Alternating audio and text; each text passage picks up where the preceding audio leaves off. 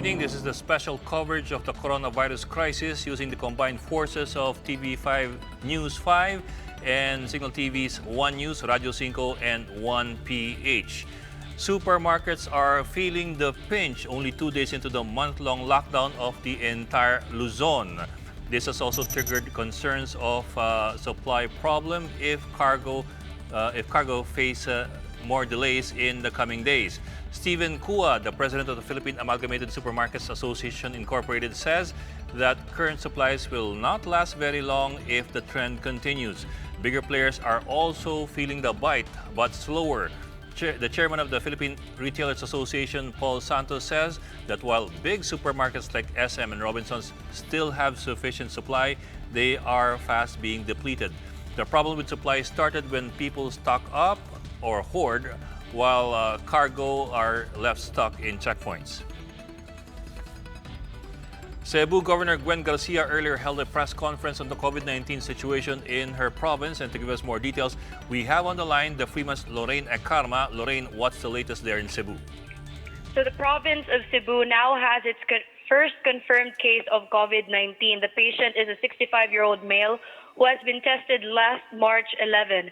Results came only this afternoon. However, during an interview with Department of Health 7 Regional Director Dr. Jaime Bernades, according to him, the patient is now recovering and is up for the second testing and will be discharged as soon as his results turn negative.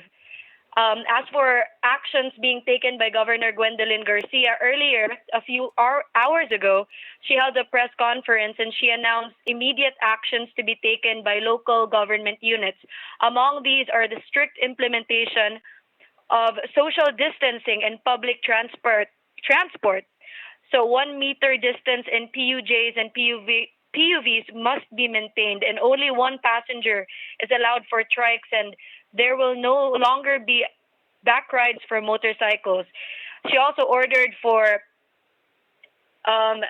strict social distancing in internet cafes. Students will not be allowed to enter internet cafes unless they will be using computer units for schoolwork. Local government units have been urged to cancel all social gatherings, including sports activities. The Department of Health, the Philippine National Police, and the military are now in close coordination for the contact tracing of the individuals who have interacted with the COVID-19 patient. According to Garcia, this is because DOH should no longer be concerned with contact tracing, and it should be the work of the intelligence network. Meanwhile, Garcia also urged Iglesia Ni Cristo to follow suit with other religious groups in foregoing religious gatherings and live streaming them instead. Garcia urged every Cebuano to stay at home. According to her, if cases continue to increase, the province does not have enough facilities to cater to the pandemic. She is now currently in a meeting with Mandawi Mayor Jonas Cortez, Lapu-Lapu Mayor Ahong Chan, and Cebu City Mayor Edgardo Labella, along with DOH, to come up with stricter controls on mobility following this first confirmed COVID case. Lorraine, we understand that Cebu suspended domestic sea and air travel earlier, but I'm wondering, within the province itself, is there any kind of boundary restriction or travel restriction between towns and cities? Yes.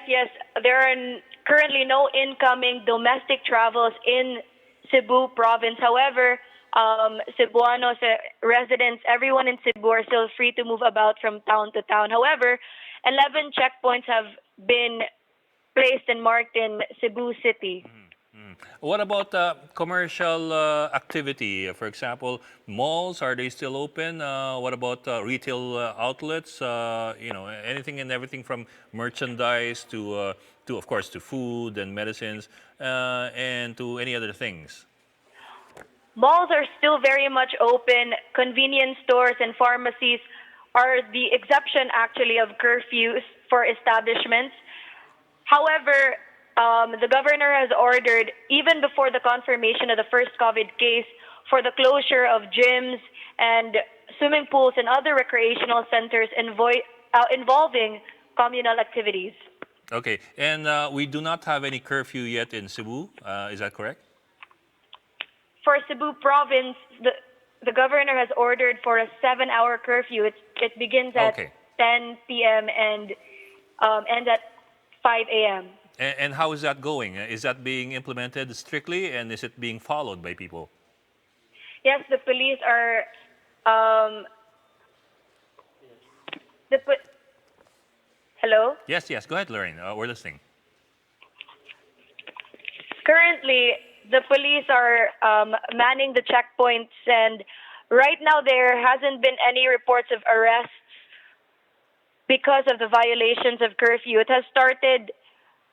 The implementation of the curfew has actually started last Sunday, March 16. So it's already going to the third day of the curfew. Well, we're just wondering, from your observations, do people follow the curfew rules? For example, by 10 o'clock, are there still people out, or are the streets empty? Even hours before the curfew, Cebu is experiencing unusually light traffic. No, you can rarely see any vehicles in the main streets of Cebu City and the main national roads of Cebu province. Okay. Okay. Lorraine, one more question. There are reports that there are many foreigners currently stranded in Cebu International Airport. Is that true? And what's the update there? Um, in her press conference, the governor didn't mention any detail about stranded passengers. However, there is no prohibition or suspension on outward travel. Okay. Okay. So people can travel out Out of Cebu province, yes. Would that only be for international flights or both domestic and foreign flights?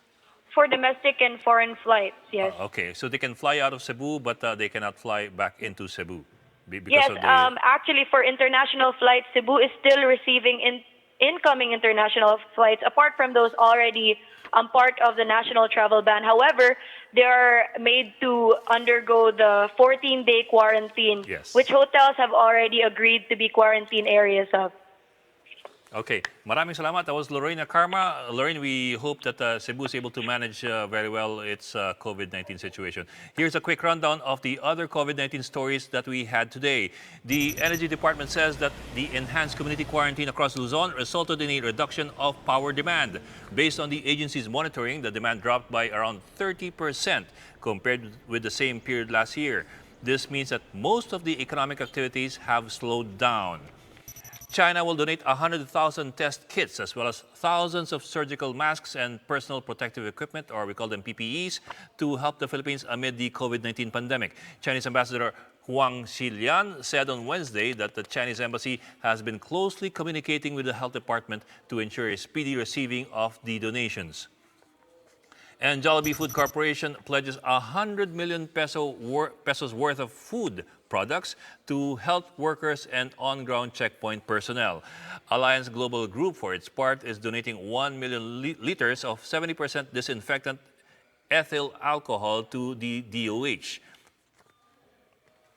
And that's the latest on the enhanced and expanded community quarantine in Luzon. For more updates, follow News 5, the Philippine Star, and Business World Online.